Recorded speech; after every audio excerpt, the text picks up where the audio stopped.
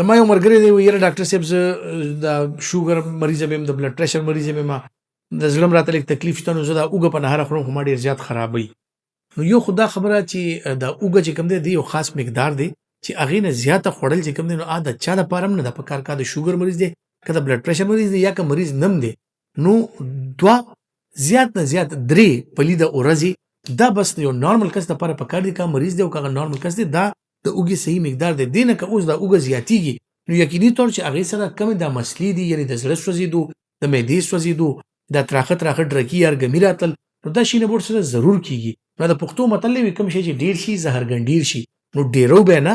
د دې کوم میکسیمم دغه چې کوم دی بس یو دوه یا درې پلي د ورځې بس دا کافي ده.